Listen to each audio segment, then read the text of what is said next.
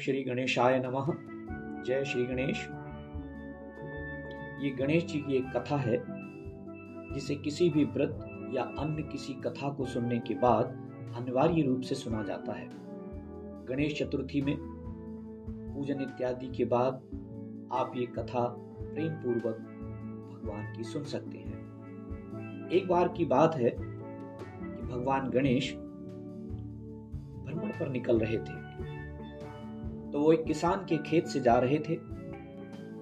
उनके मन में भाव आया, उन्होंने उस फसल में से कुछ दाने ले लिए, यानी 12 दाने अनाज के उन्होंने तोड़ लिए।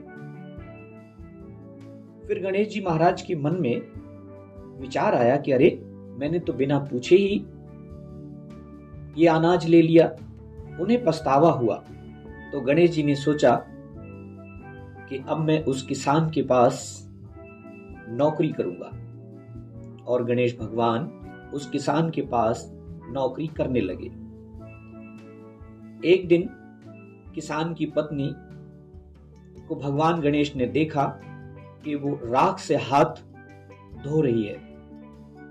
तो गणेश जी ने उस किसान की पत्नी का हाथ पकड़ लिया और मिट्टी देकर कहा कि आप मिट्टी से हाथ धोएं। किसान की पत्नी बोली, ऐसा भी एक अजीब नौकर रखा है? नौकर होकर उसने मेरा हाथ पकड़ लिया। उसने ऐसी शिकायत अपने पति को की।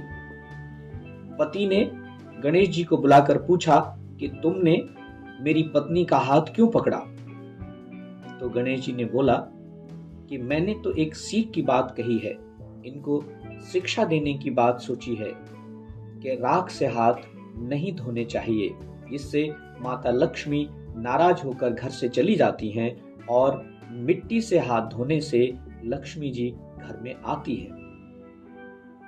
किसान ने सोचा कि गणेश जी तो बड़े ही सच्चे बालक हैं। थोड़े दिनों बाद कुंभ का मेला आया। किसान ने कहा, गणेश, हम सपरिवार कुंभ के मेले में स्नान करने चलेंगे, आप भी हमारे साथ चलो।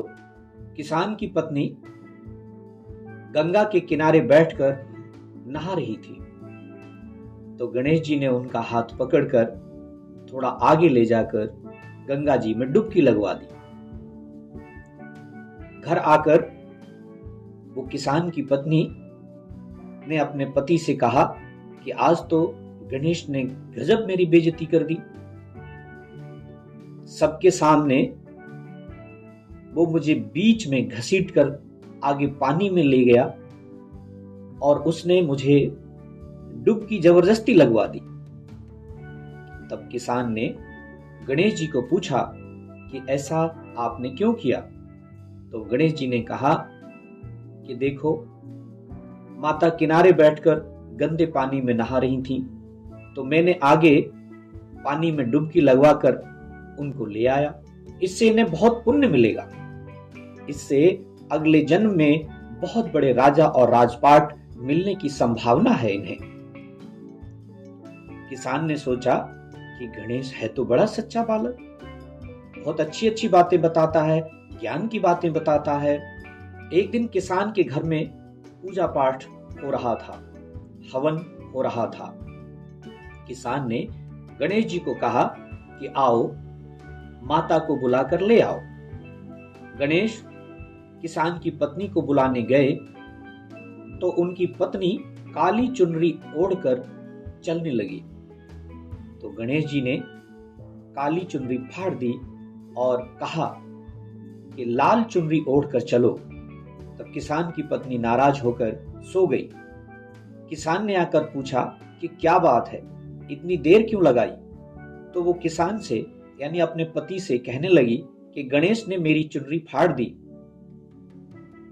किसान ने गणेश को बुलाकर बहुत डांटा और कहा कि तुम बहुत बदमाशी करते हो। तो गणेश जी ने कहा कि पूजा पाठ के समय काला वस्त्र नहीं पहनते हैं, इसलिए मैंने इनको लाल वस्त्र पहनने के लिए कहा। काला वस्त्र पहनने से कोई भी शुभ काम सफल नहीं होता है। फिर किसान ने सोचा कि गणेश हैं तो बहुत समझदार, एक दिन किसान पूजा करने लगे तो पंडित जी ने बोला कि वो गणेश जी की मूर्ति लाना भूल गया है, अब क्या करें। तो गणेश जी ने बोला कि मेरे को ही मूर्ति बनाकर विराजमान कर लो, आपके सारे काम सफल हो जाएंगे। ये बात सुनकर किसान को बहुत गुस्सा आया। वो बोले कि अब तक तो तुम केवल मेरी पत्नी का ही मजाक करते थे, अब तो तुम मुझसे भी करने लग गए हो। तो गणेश जी ने कहा कि मैं मजाक नहीं कर रहा हूं, मैं सच बात कह रहा हूं। इतने में श्री गणेश ने अपना निज स्वरूप धारण कर लिया और किसान और किसानी से ही गणेश जी की पूजा की। तब गणेश भगवान ने अपना निज स्वरूप धारण कर लिया, तब किसान और किसानिन ने गणेश जी की ही पूजा की। पूजा समाप्त होते ही, पूर्ण होते ही गणेश जी अंतर्ध्यान हो गए।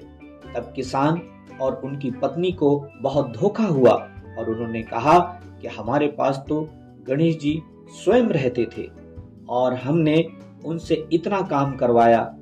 हे भगवान, वो पछताने लगे।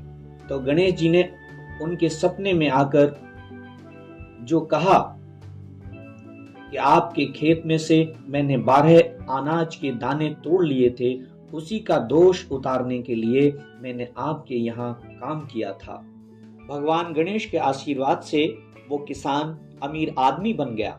उसका घर अन्न धन धान से परिपूर्ण हो गया, उसका भाग्य बदल गया।